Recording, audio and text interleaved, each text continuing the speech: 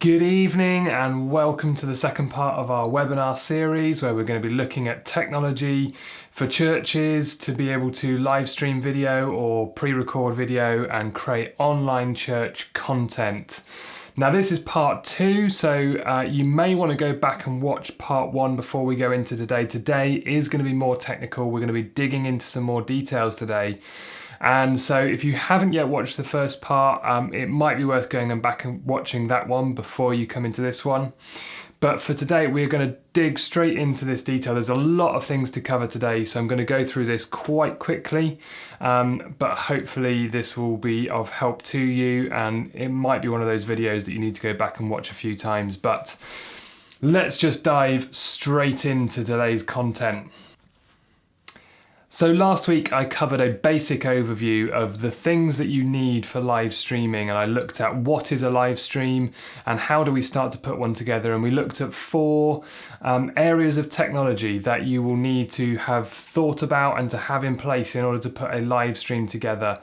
And we're going to dig into those 4 areas today. We're going to kind of look into those in a lot more detail, those 4 things that we discussed. So they were cameras, audio, lighting and internet. They were the 4 things that we covered last week, and we're going to go through those one at a time today and look at some of the detail that you need to know and you need to understand in order to be able to put one of these live streams together. So let's just jump straight ahead into cameras and start to look at some of the things you need to know about cameras. So last week I said that there are 3 types of camera that you're going to need to be aware of. So you've got built-in cameras, things like iPads, mobile phones, laptops will have a built-in webcam that you could use. The second option was a USB webcam, something that you can plug into a laptop or a computer. And then the third option is a camera with some kind of an HDMI feed out of it. Now, first of all, if you're going to be using a built-in webcam, then there's not a great deal to say really on those. There's no settings that you can adjust. If it's built into the device, it's just going to be what it's going to be. You're going to point it at a person, and beyond that you have no control over that camera. There is nothing you can do about it. So there's no settings that you can adjust. There's nothing that you control. It is all fully automatic. The big downside here is that these cameras tend to be a very wide-angled lens, which means that in order to get a useful shot, you have to have it pretty close to you. You will need to have some kind of a stand to stand this on, and it needs to be really sort of arm's length away from the person that you're trying to film. So just have a think about that. I mean, that might be okay in a situation where you've got an empty church building, but if you're trying to use this on a Sunday morning with a congregation in, they can very quickly become quite problematic, because as soon as you put this in front of a person this close to them, none of the congregation in the room are going to be able to see the preacher or whoever's talking to the camera, because the screen itself is going to be right in the way of that. So one big question you want to ask yourself here is about timescale. How long are we going to be putting this in place for? If this is just a short-term solution, then that might be absolutely fine to have this standing on a stand without a congregation in the room. If you're thinking this is a permanent solution that's going to be going forwards for coming months or even years, then you might just want to have a think about whether that is really the best way forwards for you to go. So the second option, a USB webcam, and much of what we said for the built-in webcams is going to be true here as well. They're all fully automatic. There's not really any settings that you can adjust. It's point and shoot. It's still a very wide-angled shot, so again, you want to be no more than an arm's distance away from the person who you're pointing this at, this person who's going to be speaking. So again, just think about how and where you're going to mount this. The big advantage of a USB camera is they're much smaller, so they're going to be less obtrusive, but you are still going to have some kind of a tripod or some kind of a stand right in front of the person who is speaking. So again, as a short-term solution, possibly it might be work, and it probably would be better than a big tablet or a mobile phone or something. But as a long-term solution, it's probably still not that great of an option. Now, I said last week that when we get to the final option, the HDMI output, this is the one with the highest quality. This is going to be your best results.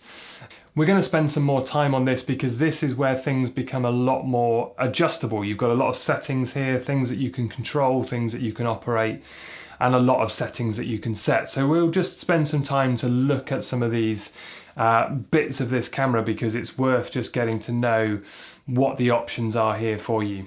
So first of all, there's a number of options that are available when it comes to cameras with HDMI output on them, and I would categorize them in three main groups of cameras. So in the first place, you'll have a DSLR. This is probably the most common type of camera and probably something that many of you will be fairly familiar with. DSLRs obviously come from the older SLR film cameras that people used to have. D just standing for digital single lens reflex, so it's a digital version of the old style cameras. And for anybody who's in any way serious about photography or videography, this will be a very common, very standard type of camera.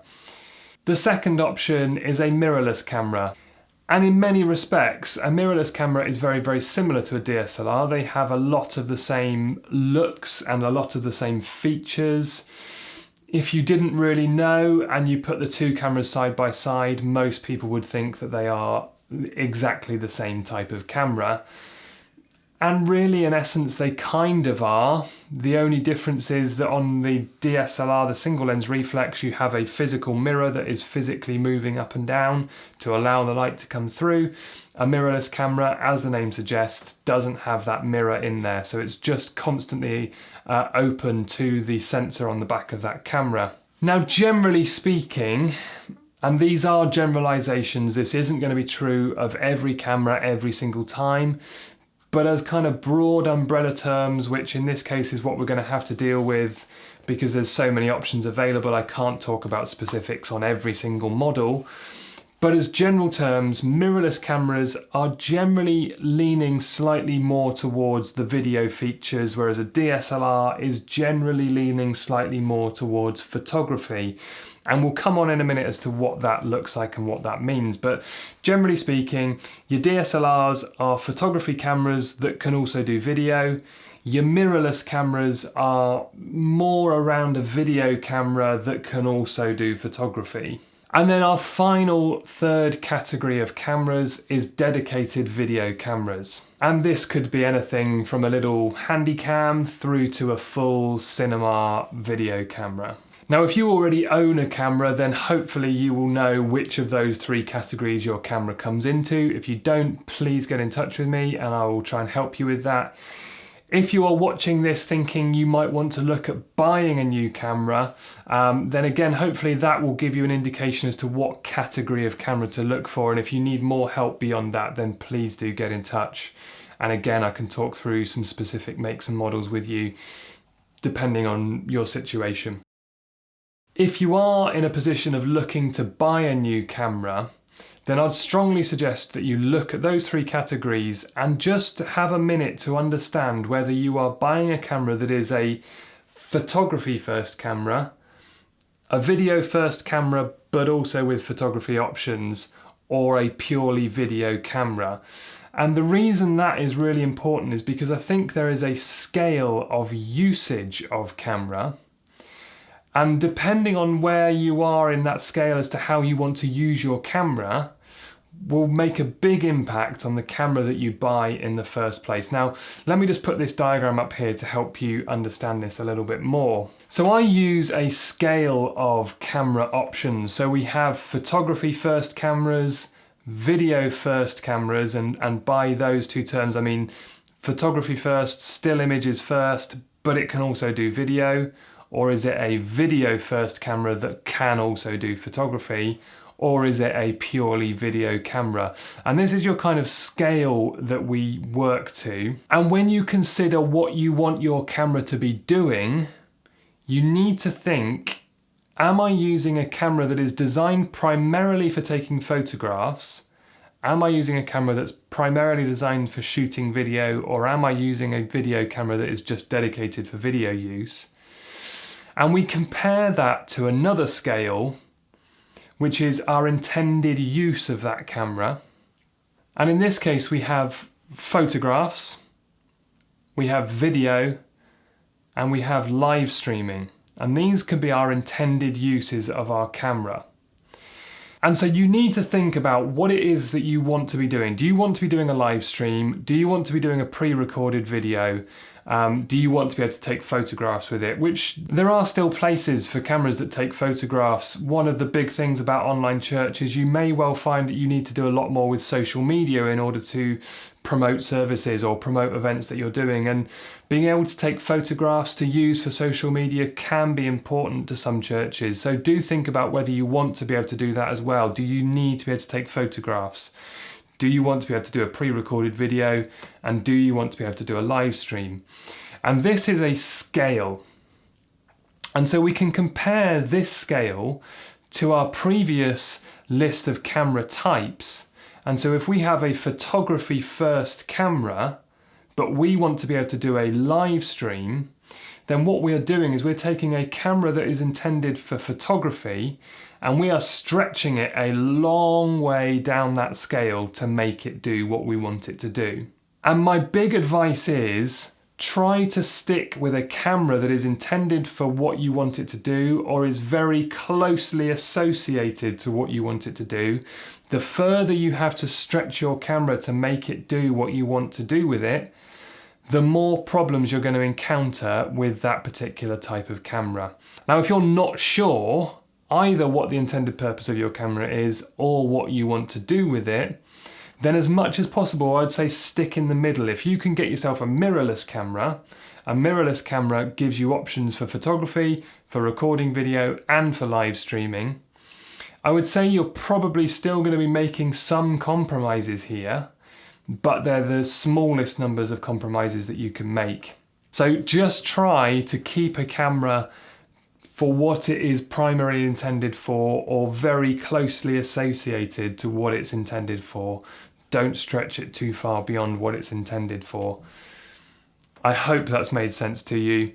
If not, then do get in touch and I'm happy to talk that through with you a bit further. And it does vary from makes and models, and various cameras will have certain pros and cons and advantages and disadvantages to be able to do video recording and live streaming.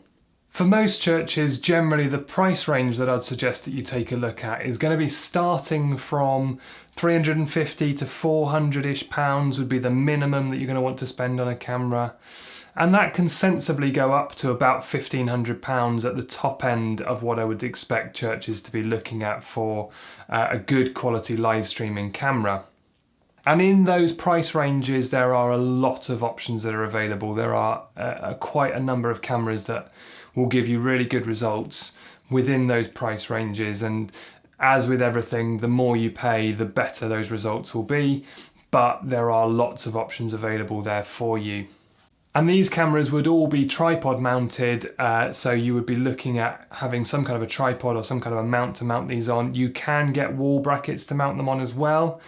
But again, just think about things like eye lines. You want to try and keep your cameras in line of people's eyes. Don't mount them up too high, don't mount them down too low. And as I did mention before last week as well, there are options for robotic cameras and sort of CCTV type cameras that you can mount that can work, but I do tend to find that they can also be quite limited. They don't really allow you for many options for recording. They are really only for live streaming use. And the fact that they're fixed to the wall, as soon as you fix anything to the wall, when we're in situations where we can't use our buildings, it means that you can't take your cameras out and they are fixed into your building. So there are limitations if you do go down that route, but in some cases that is a good option for people as well. And as with everything, if you've got any questions, just get in touch and I'll be happy to discuss that through with you. And I would also suggest that churches look at a minimum of 2 cameras wherever possible. If you can get 2 cameras, you will get far better results. 2 cameras allows you to have multiple camera angles, and having more than one camera angle will make your video so much more engaging and so much more interesting to watch. It also gives you the ability to be able to cut between cameras if somebody is walking around. If you have a preacher who doesn't stand still and they move backwards and forwards, you can use a wide-angled shot so you're not constantly having to adjust your cameras. And if there's somebody who is standing still in one place, then you can have a tighter shot where you can focus on that one person. There are just lots of options for cameras. So 2 really is a much better option than 1. And in some cases, even 3 cameras can be beneficial too. But 2 as a minimum starting point would be my normal recommendation to most churches in most situations. Okay, so that's enough about types of cameras. So let's look at camera settings now. Now, as I said before, built-in cameras and USB webcams don't really have any controllable settings. They are just plug in, point and shoot, and off you go, and there's not a lot more you can do with them, generally speaking. This is more applying to DSLR, mirrorless, and dedicated video cameras. So when you've got one of those types of cameras, you are going to need to put some settings in there, and there are a few basic settings that you're going to need to know. Now, it's true that most DSLRs and mirrorless cameras and video cameras generally will come with an auto mode, and you can put them into auto mode and let them sort of automatically adjust themselves. But the trouble with that is it will constantly be trying to automatically adjust itself. And so if you happen to have a bus that drives past a window and causes a big shadow to fall across the area of your stage where you're pointing your camera, that camera is going to adjust for that as that happens, and your whole image will go dark and bright and keep flicking up and down, and you get these very distracting images where they're constantly changing from dark to bright, and colours are changing and all sorts of stuff is changing as you're going through your service. And that can be really awkward to watch when your camera settings are just constantly changing the entire time. The image starts flicking up and down and brightness goes up and down, and it can become quite uncomfortable to watch in some cases. So as much as you possibly can, set your camera to be manual settings. You can set them yourself, and then once they're set, they're not going to change. You're going to get a constant image, whatever happens, whatever goes on around you. Okay, so a few basic settings then that you're going to need to know to set your camera up. Now we're going to look at just 2 things that you need to set, and these are the basic 2 things that you need to set when you're setting up a camera, and that is exposure and white balance. And we need to get those 2 things set from the beginning in order to give you a good looking image and a good looking result from your camera. Exposure is all about the brightness of your image and how bright or dark your image is going to appear. If an image is overexposed, it will look something like this.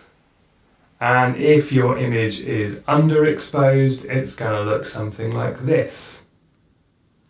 And so you need to try and get a balance between those 2 things. We're looking for correct exposure, where everything is visible and everything looks like it's the right amount of brightness. You want to make sure you don't have any areas of your image where you lose detail because they're too bright and everything disappears when it's too bright, or it's too dark and things disappear when it becomes too dark. You want to maintain as much detail as you can in the brightest areas and in the darkest areas. And if you can find a setting somewhere in the middle that enables you to keep both the bright areas of your image and the dark areas of your image at the same time, that is going to give you the best and nicest looking results. White balance, on the other hand, is all about how blue or yellow an image will appear, and this will depend on the lighting source that you're using. If you have lights that are very orange looking, it might cast everything towards an orange look. And if you have lights that are very blue looking, it might cast everything colder and more blue looking. And so your camera has the ability to be able to compensate for that. You'll have a white balance setting in your camera that will enable you to set your camera to the same color as your light. So if you have orange lights, you can tell your camera that that's what color it should expect, and it will automatically adjust everything to compensate for that. And likewise, if you have very blue looking lights, very cold looking lights, your camera can compensate for that as well. Ultimately, what you need to do is look with your eyes and see if the colors in the room look the same as the colors on your camera. And if you can make the 2 kind of match and you can make things look natural, you want to make whites look white, you want to make blacks look black, and you want to make all your colors in the middle look the same. And you can achieve that by adjusting your white balance settings to make everything look the right kind of color that it should. If you are pre-recording video, it could be helpful for you to get something like this. This is called a color checker card, and a color checker card gives you a number of colors on here, and it also gives you a grey scale. So we've got black and white and a number of greys in the middle on here. And this can be really useful for making sure that your whites are definitely white and your black is definitely black and all the colours in the middle are all exactly right. And if you find that your white is starting to look a little bit orange or a little bit blue, then you know that your white balance is going to be off. Or likewise, you can also get grey cards, and a grey card is exactly the same type of thing. So this is a flat grey. And with cameras, they record 3 colours independently. You have red, green and blue. And any grey colour, any shade of grey, is always going to be equal amounts of red, green and blue. So black is no red, no green and no blue. Complete black will be nothing of any of those colours. And white is all green, all red and all blue. And if you've got those full up to the maximum, that is full white.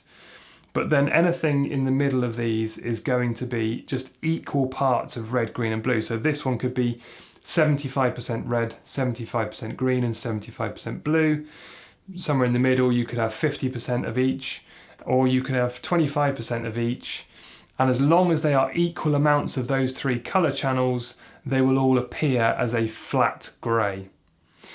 If you find that everything is all slightly orangey looking or slightly reddy looking, then you'll find that your red channel is more prominent than any of the others.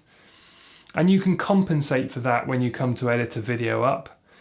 If you're live streaming, you'll need to adjust for that live. You need to set that in your camera beforehand, and it's always best to get as close as you can in the camera before you start making any adjustments elsewhere.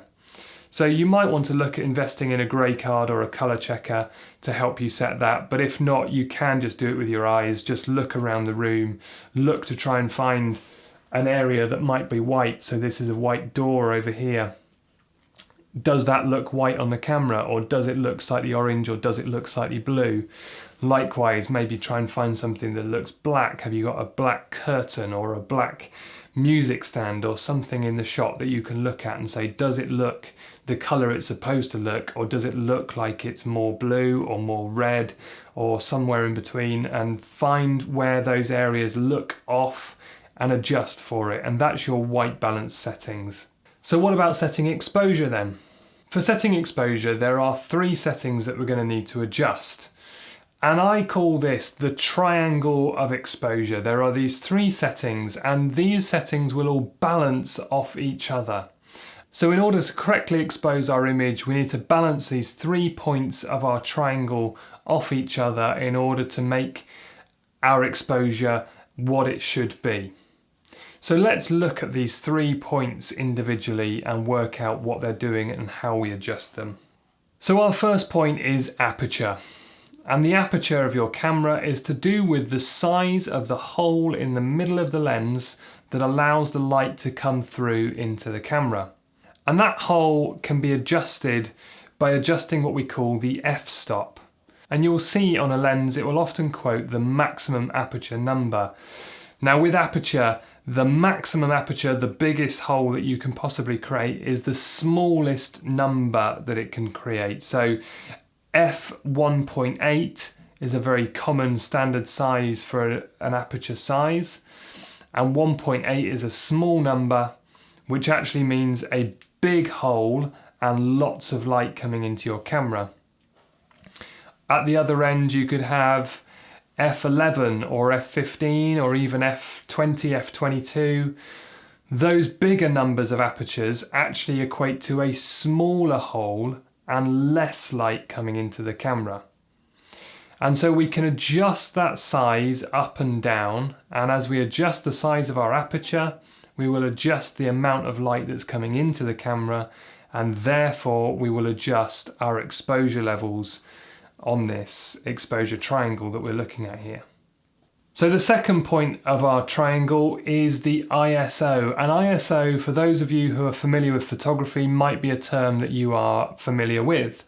ISO is something that has been adapted from film photography and is now used with digital photography and videography, and is used in very much the same way. So if you are familiar with ISO from film days, it will equate very similar to what you would expect on a digital camera today as well. So ISO is a way of adjusting the camera's sensitivity to light.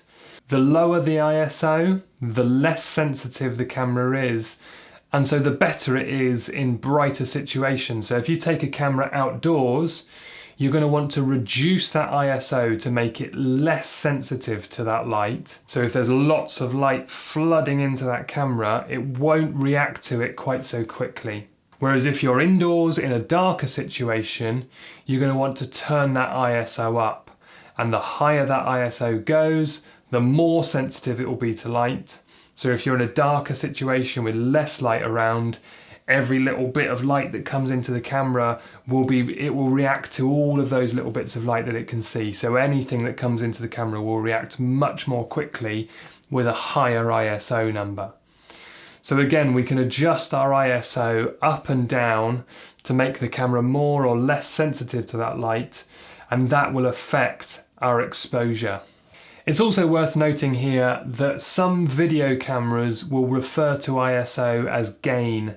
And if you see gain referred to on your camera, it is the same as the ISO and can be adjusted in the same way as ISO. It will just give you different numbers. So some examples of ISOs: if you were outside, you might use an ISO of 100 or 200. That's a small ISO number. If you're going to go indoors, then your ISOs will go up into 800, 1000, even into multiple thousands. However, it is worth knowing that if you do start turning your ISO up a long way, you might find that you get a lot more noise into your image. You'll find it becomes very grainy, and you'll see bits of flicky noise around in your image that can be quite unpleasant at times. So the higher you turn your ISO up, the more you might start seeing that noise appear. So if you find that your image is getting very noisy and very grainy, you might need to try and compensate for your exposure with one of your other settings rather than taking your ISO up.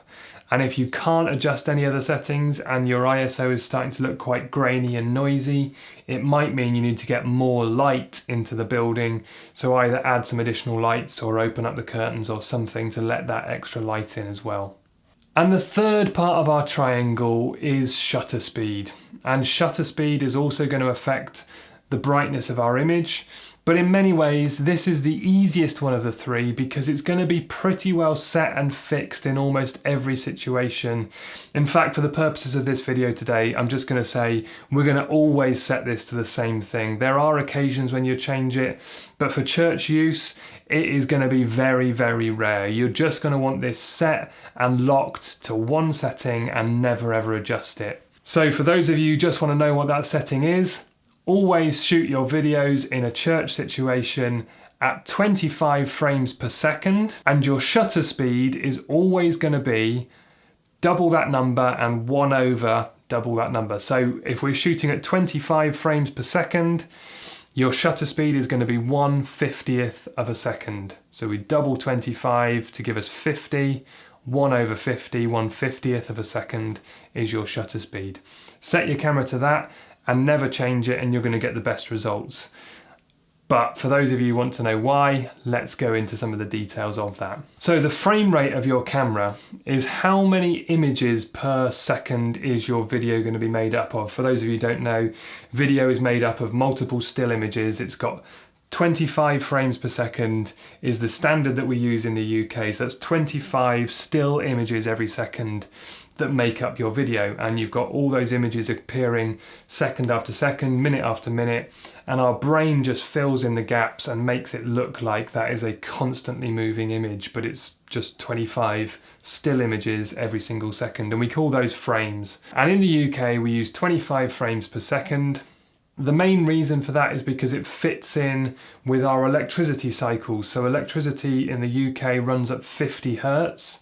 So our electricity is refreshing 50 times a second. And because our frame rate is refreshing at 25 frames per second, they will sync up with each other, which gives us less issues with the electricity and things like lighting and stuff in our buildings. Now you might also hear some people talking about 24 frames per second. That's more of an American standard. It is a good standard, but because of the issues with the electricity supply in the UK, we adjust that from 24 to 25. It's a small adjustment in terms of the look of the video, and because it makes it fit better with our electricity supply here, we use 25 frames in the UK. So once you've set your frame rate, 25 frames per second, as I say, we're going to want to double that and do 1 over double that number.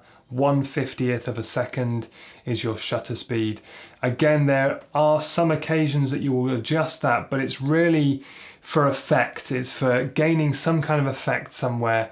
And most of the time in church situations, you're not going to want those effects. You're going to want to keep this looking natural and smooth and even and just looking normal. That's what you want for a church service. It just wants to look natural. It wants to look normal. And in order to achieve that, 25 frames per second, 1/50th for your shutter speed.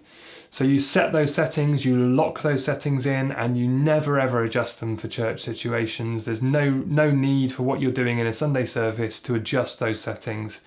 So stick with that. And that will be the third point of our triangle just locked off, and we don't need to worry about it. So those are our 3 points of our triangle, and as I say, one of them is just going to be set and locked and not adjusted for film use for churches. We're just going to be sticking with 25 frames, 1/50th of a shutter speed, and the other 2 settings then are free for us to be able to adjust to compensate for our exposure. And as we bring one of those settings up, we might find in order to keep our exposure, we need to bring one of those other settings down, but those settings will all interact with each other.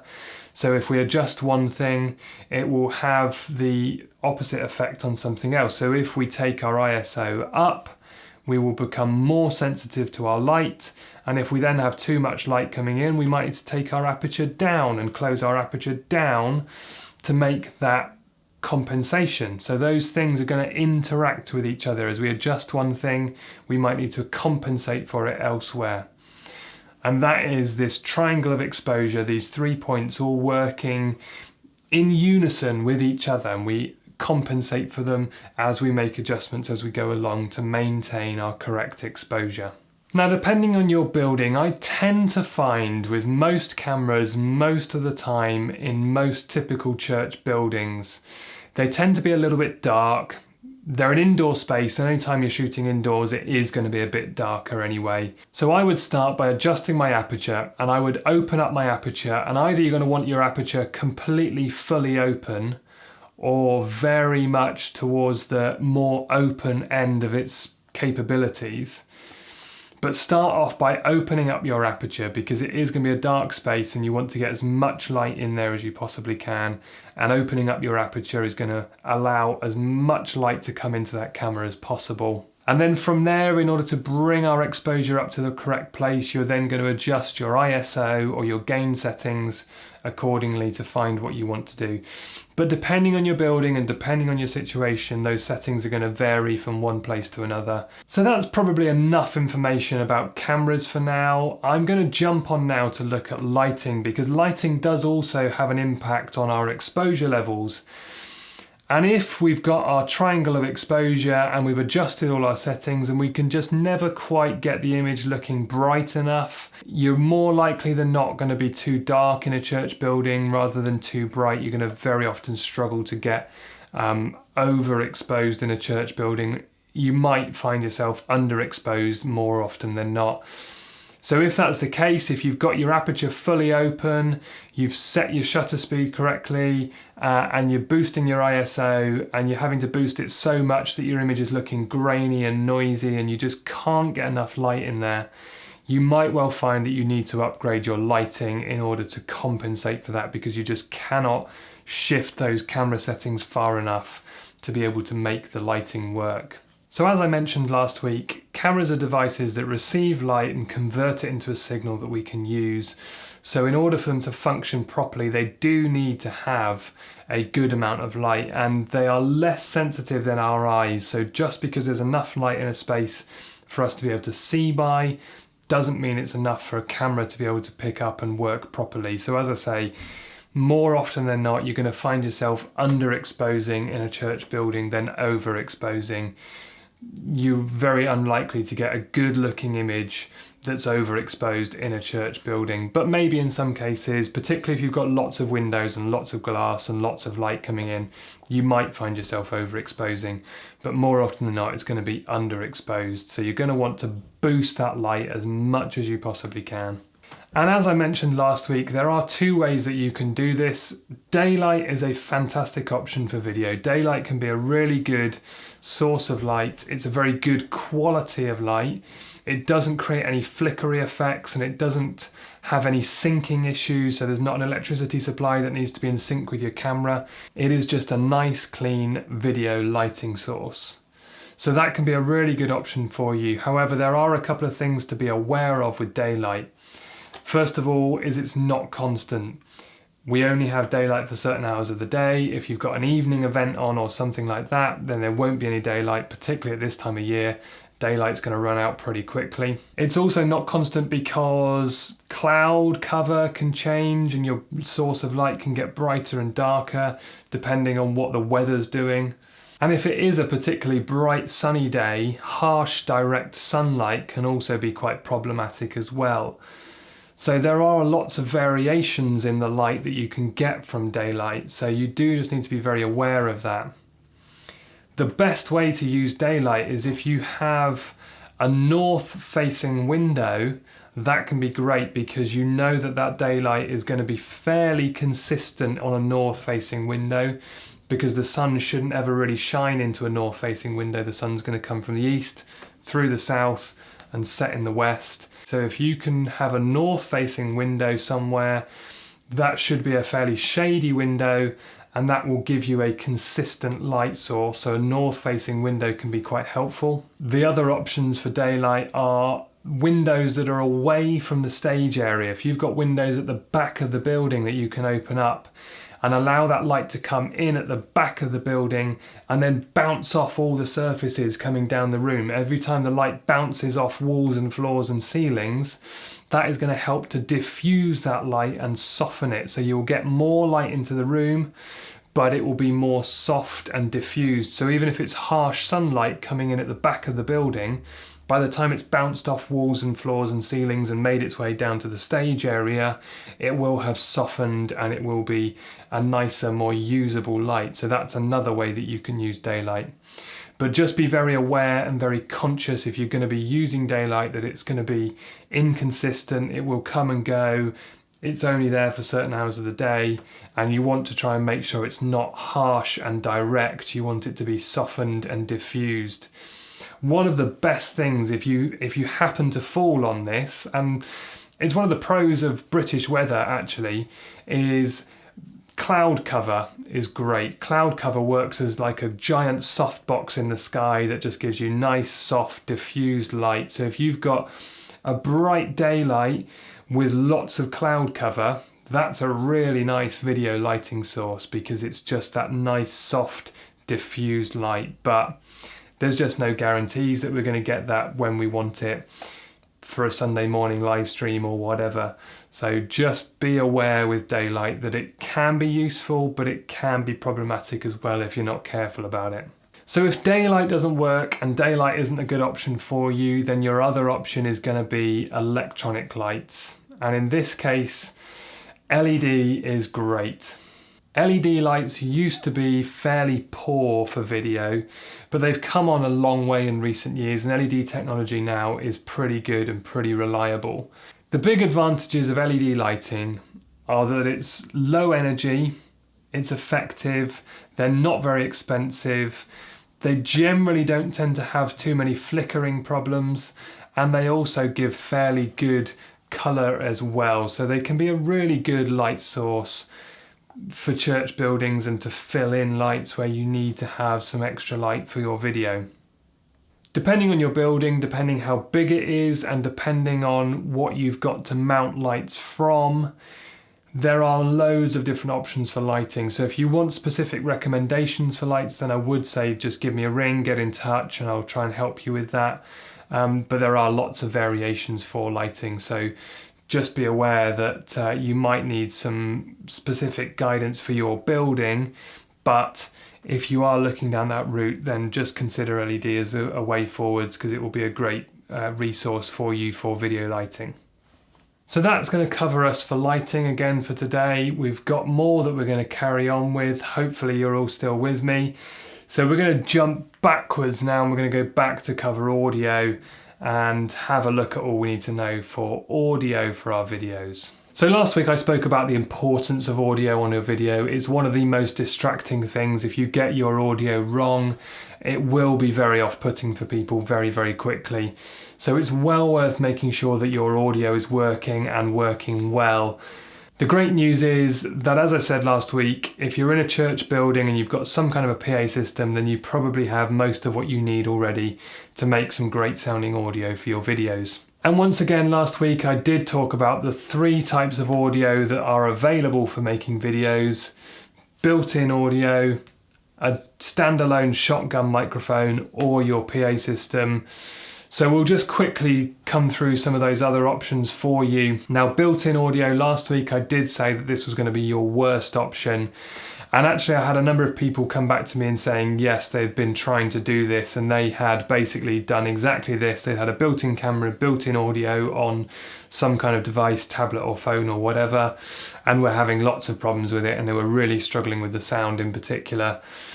You will, if you're using built-in audio on a device like this, yes, you're going to have no end of problems with it, and you really want to move away from that as quickly as you can. So if you are in that situation and you want a recommendation for how to upgrade your audio quickly and easily, one of these little Rode shotgun mics are fantastic options for upgrading audio on a device, on a phone or a tablet or something. This little mic is called the VideoMic NTG, and I would really recommend this mic. So the great thing about these mics is that they have an audio output with a little 3.5mm jack, which you can plug straight into a camera or even into a laptop if your laptop's got a audio input in it. But if you're on a tablet or a device like a phone or something like that, it also has the ability to be able to take audio out of a USB feed, and it can become a USB microphone. And you can plug the USB connector into some tablets. Now, you will just have to check that your tablet is compatible with it, but a number of tablets and laptops and things will be compatible with this microphone. So you can just have this microphone mounted to a stand or something that will pick your audio up, and then a USB connector into your tablet, and that will give you an instant upgrade to your audio, and a really good upgrade. It's a great little microphone, this one. So if that was you last week, that would be the simplest way I'd say to look at upgrading, is just to have a little microphone that will plug into your device or tablet. And there are lots of options available. This is just one that I use and I particularly like, but there are other options available as well. My second recommendation for anybody wanting to upgrade their sound on some kind of a built-in device would be one of these, the Focusrite Scarlett 2i2 audio input device. These are great little boxes. They are powered via a USB connection, so they just have one USB wire that plugs into a laptop or something. These may run on some tablets, but really generally this is going to work best for a laptop. And it will give you 2 audio inputs on the front, which can be either XLR or jack, so you've got a number of options there. It could either plug a microphone directly into this, or you could use this to take a feed from your PA system, which we will come back onto in a little while. So this would be my other recommendation to have a look at, is one of these audio interfaces. So either of those 2 options is going to allow you to connect a shotgun mic or any other type of microphone directly into your device. So if you've got a tablet, or certainly if you're using a laptop, there are a number of options there as to how you could connect those things together and improve your audio quality by connecting in one of those extra pieces of kit. So the second option I gave you last week to upgrade your audio was to add a dedicated shotgun microphone to it.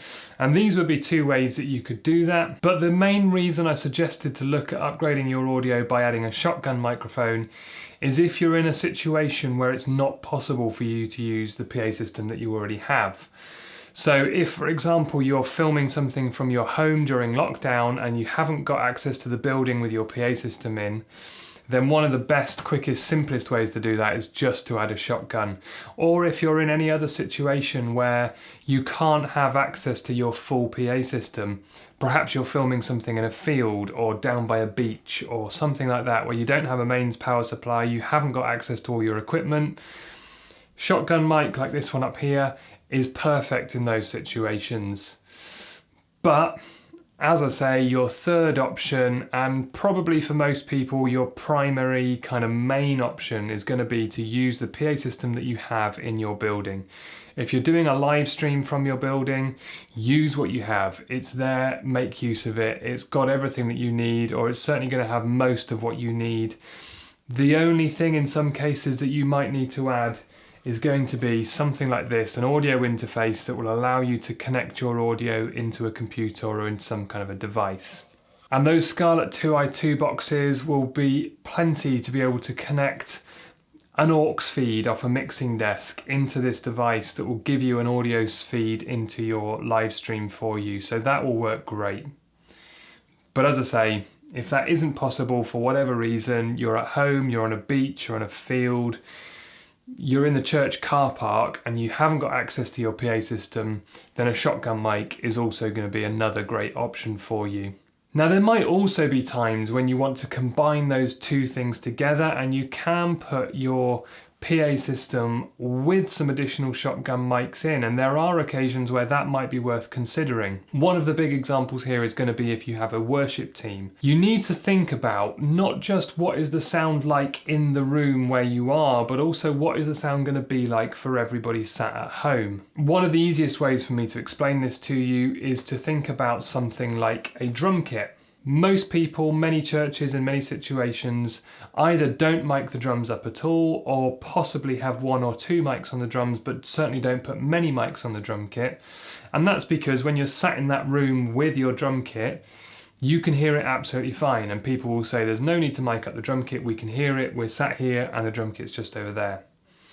But much like last week when we were talking about communication and communicating over any distance, as soon as you move away from wherever this thing is taking place, so in this case our church buildings, we lose any acoustic sound that is created. And a drum kit is primarily going to be acoustic sound. There's not going to be a lot of that that's going to be amplified. But that's not the only example. You might have an acoustic piano, an acoustic guitar, even things like singers and preachers who are going to be speaking. Some of what you hear in the room is going to be acoustic sound.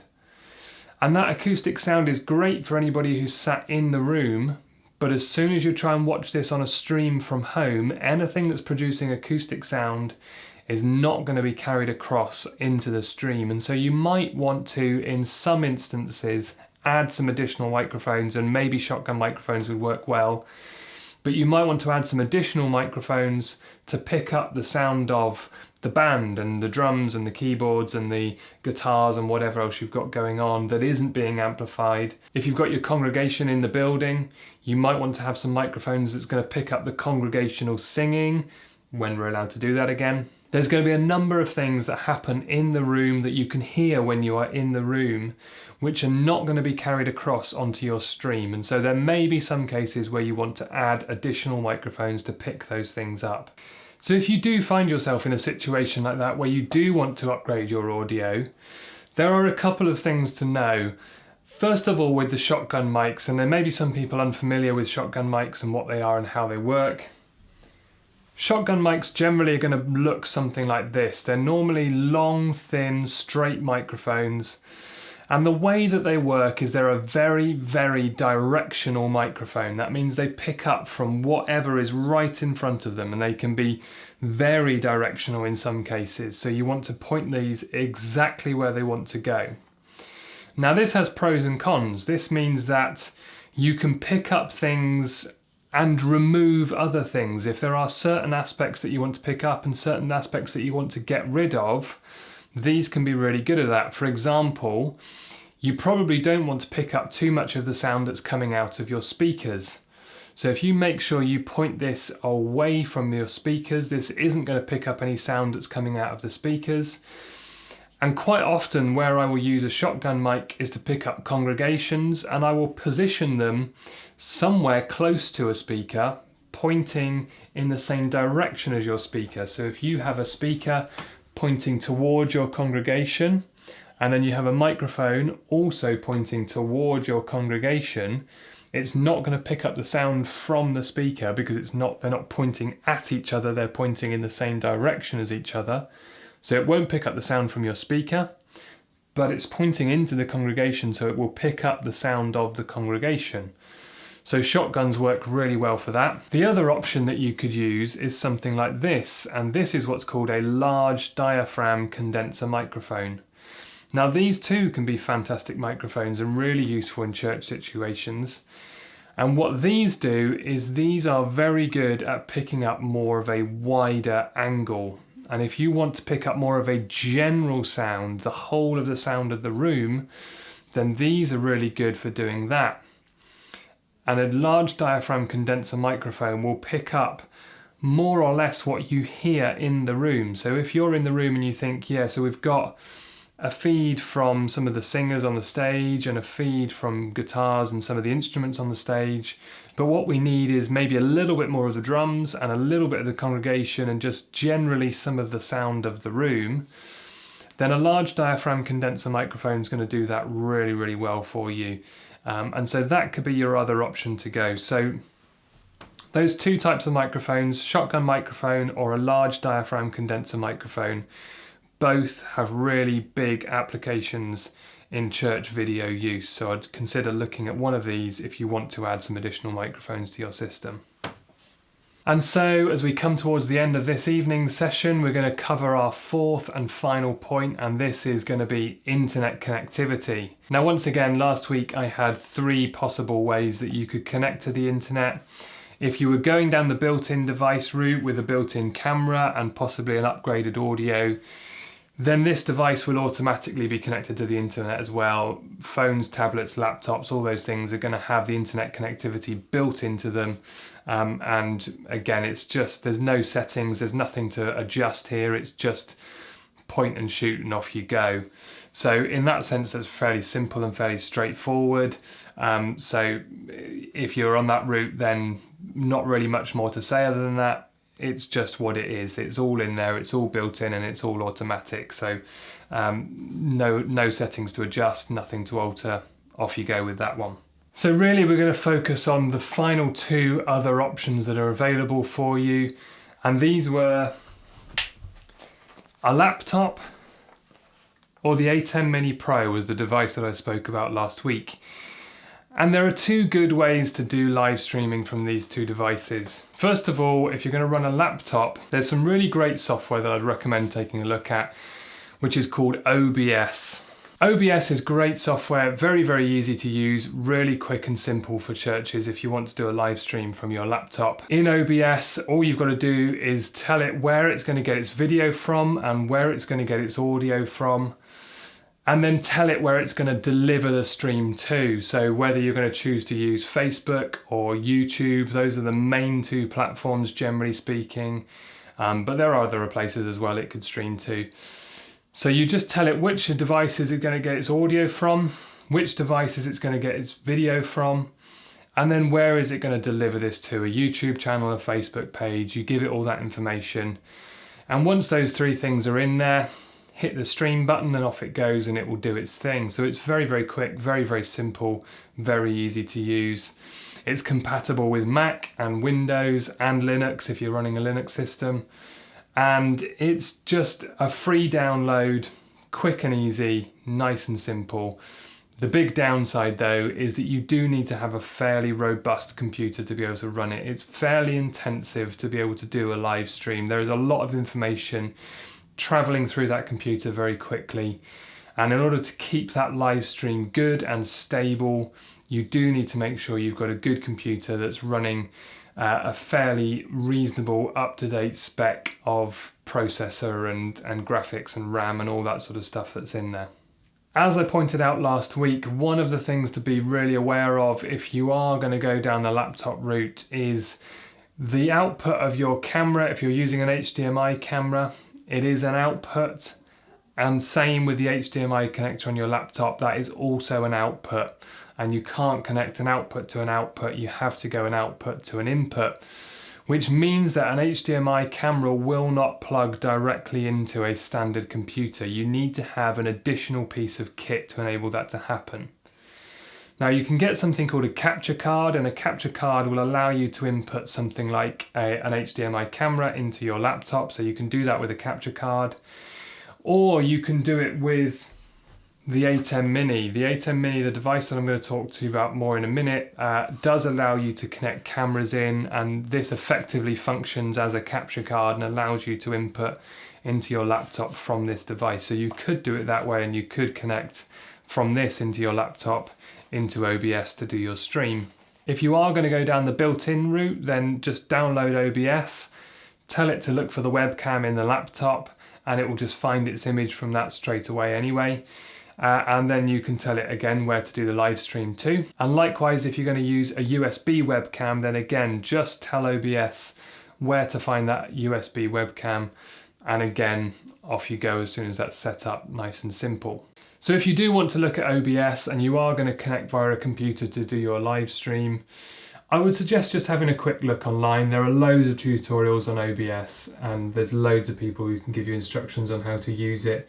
I've given you a bit of an overview, but for the specific details, just look at one of the videos that already exists out there. There's lots of options. And again, as always, if you get stuck, give me a shout, let me know. I'll be happy to help you out.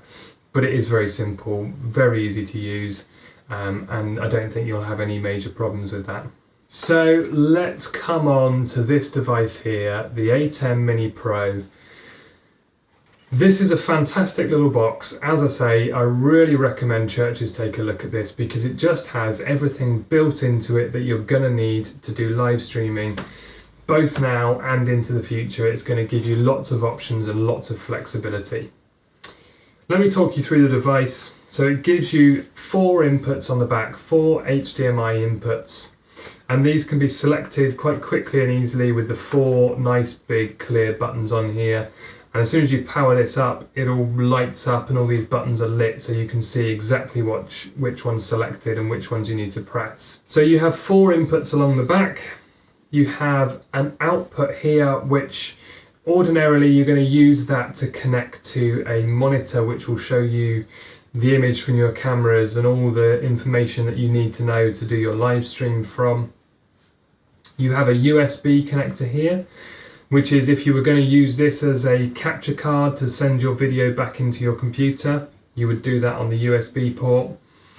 It can also be used for other things as well, though. You can use it for recording video. If you wanted to record out of this, you could do it off that USB port. And you will also need that if you're going to connect up for downloading firmware updates and things to the computer as well, then you would do that through the USB port. And then there is a network port, and the network port is there to connect you to the internet so that you can do your live stream off the network port as well. Then on the front, as I say, you've got 4 nice clean clear buttons here to select which of your inputs you're going to use. You have the ability to be able to play a media source from within this device. So quite often if you're doing a live stream, what you might want to have is a holding screen. So maybe before and after the service, you can put an image up to say, thanks for joining us, we'll be with you soon, or something like that. And this can be stored inside this device, and by pushing that button there, you can turn that image on and off. You have options here about whether you have a straight cut from one camera to another, or whether it will do a crossfade from one thing to another to make it more gentle, smoother crossfade across. You have the ability to be able to live stream, as I say, straight off this device, and 2 buttons there to turn your live stream on and off. You can do the recording, again buttons on here to allow for recording. And then it has some more advanced features as well. It has the ability to be able to do picture in picture, which is where you have one little image on top of a main image, so you can do that all off buttons here. So for example, that could be useful to have sermon slides with a camera feed from the preacher, so you can see both the slide information and the preacher at the same time. That could be done with picture in picture. You also have here the ability to be able to do keying, and keying is a more advanced feature, but keying would allow you to overlay song lyrics on top of a video of your worship team. So when your worship team is singing some songs, you could put the song lyrics over the top. That can all be done from within this device. So that's quite a sophisticated thing for this to be able to do. So it's great to be able to have that feature, but it is an optional feature. If you want this just to be a simple little device, you don't have to use those more complex things, but they are there if you want to use them down the line as well. And then finally, this little device also has audio input. So this can actually also replace the need for an additional audio input device. This can do your audio as well. You can bring audio straight off your mixing desk into the audio connectors on here, and you've got various settings for audio up in this corner as well. So there's a lot of things that this will do. This is effectively going to replace for you the need of a streaming computer. It's going to replace your audio input device. It's going to replace your capture card, and it's going to replace a vision mixer because it can give you multiple inputs all at once. For the cost of these little boxes and what it will replace if you were going to go for a live stream down a different route, these are so cost effective, really, really cheap, really, really quick, and really, really easy way of being able to do a live stream and to be able to do a good quality live stream as well. So I would really thoroughly recommend that you take a look at one of these if you are looking at doing live streaming for your church. And that brings us to the end of this evening's webinar. Once again, I am going to hang around in the chat and answer any questions that you might have. So if you do have questions, then do put a message in the chat. I'm available both on Facebook and YouTube. So wherever you are, put your comments and questions in there and I'll be happy to answer those for you. And once again, I might just need to pass you my contact details and ask that you get in touch with me, and I will respond to you that way. We have one more of these sessions to do, so next week there's going to be one more webinar that will be pre-recorded and uploaded like this, and then after that we're then going to have a more discussion, conversation-based session which will be taking place on Zoom. And if you want to join in with that, you need to get in touch with the YBA office in order to get the access details for that Zoom call so that you can come and join us. So if you do want to come and join us for that final session, email the YBA office and they will be able to send you all the information that you need to come and join us on that fourth one. But in the meantime, hopefully we'll see you back here again next week, and as I say, any comments, any questions, do get in touch, do let me know, and I'll be more than happy to help. Once again, please like and comment and subscribe and share this video with anybody else that you think might find it helpful, and I will see you next week. Thank you very much.